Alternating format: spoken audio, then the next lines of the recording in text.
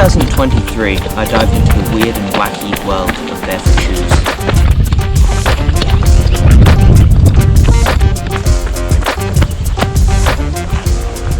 Alright, found a bench.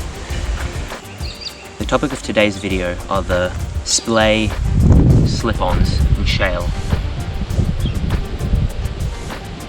I bought these shoes as a more normal, socially acceptable version of my first barefoot shoes, the Sowaro Vitality 3s, which had toes on them, which made them not very good for use in public spaces. So yeah, that's what these were for.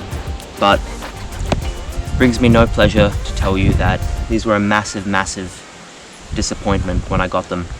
Before I rip into these, I just want to make a disclaimer that I have watched a lot of really positive videos about this brand and this model in specific. There's a lot of creators who really stand by this, and I'm actually in the minority of negative reviews for this shoe, so take this review with a very large grain of salt. But yeah, this is just my honest experience. Let's start with what this shoe gets right before I tell you where it goes horribly wrong. Probably my favorite aspect about this shoe is the build quality. Both the upper and lower feel incredibly sturdy. I think they definitely feel the most durable out of any barefoot shoe I've tested. Like, no complaints on the build quality. You really get the impression that these are going to last a really long time.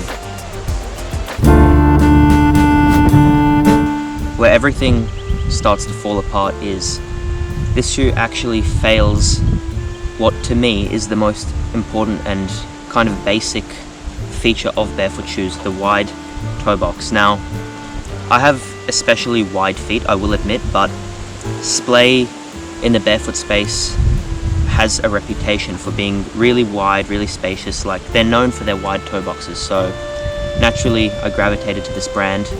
And you know, for a brand literally called Splay, you know, they're kind of implying that the toe box is going to be very wide. But when I got these, I had to force myself to wear them for a day, and by the end of my first day wearing them, I was in physical pain. These are extremely narrow on pretty much every angle. Like, your pinky gets bent in, your big toe can't, ironically, splay normally. Yeah, no, they're super narrow and genuinely painful. Like, I wanted to believe that I could use these shoes. I was kind of gaslighting myself into believing that they were good, but I was honestly in physical pain by the end of it. I couldn't even force myself to wear them. If these were cheap, like my first barefoot shoes, the Sowaros, then maybe I wouldn't have been as mad at how terrible these are. In Australia, they cost 125 AUD, which isn't on the high end of shoes for sure, but it is in kind of traditional shoe pricing territory, so you would expect a certain level of quality at that price range. Now, you're probably saying, if you hated them so much, why didn't you return them? That's my second big complaint with, not really this model specifically, but the whole kind of company ethos, is that their return policy is so terrible for anyone outside of the US. So you have to pay out of your own pocket to ship your shoe back to the US, which is pretty expensive from Australia or anywhere else not really close to the US. Then they'll examine your shoe, and if they think that it isn't in brand new quality after you've tested it, you know, to make sure that you got what you paid for, you get no refund. Your only option is either to pay the shipping fee for a second time to return it back to you, or you can donate it, which I guess is a nice option. But yeah, so yeah, I didn't even bother returning them. Honestly, it wasn't worth it, because to test if a shoe is good for me, I kind of need to take it for a walk, and by then, if you've ever used barefoot shoes before, you know that they kind of distort in shape, and they don't look new anymore even after one walk. That's kind of what they're meant for. They're meant to kind of be very malleable. So So yeah, it wasn't even worth returning. If you guys know more than me, let me know, is this kind of normal return policy rules for shoe companies and, you know, in the shoe space? Because I've tried 3 different brands of barefoot shoes so far. One of those brands, Saguaro, is much smaller than Splay, and their return policy is just leagues better. So yeah, no, you can do better, Splay. Come on, what are you doing?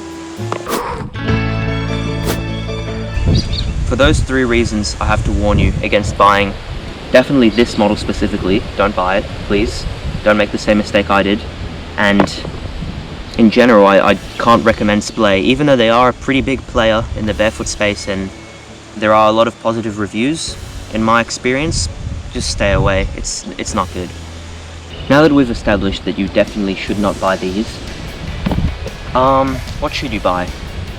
My brand of choice right now, my daily drivers, you could say, I'm actually wearing them right now, are the Vivo Barefoot 2 FGs. Although it is a decent step up in price with Vivo Barefoot shoes, it is definitely the best brand I have found so far, and I think the guarantee of quality and an actually good return policy, if anything does go wrong, is worth the extra money. I do plan on making a review at some point on these, the Vivo Trail 2 FGs.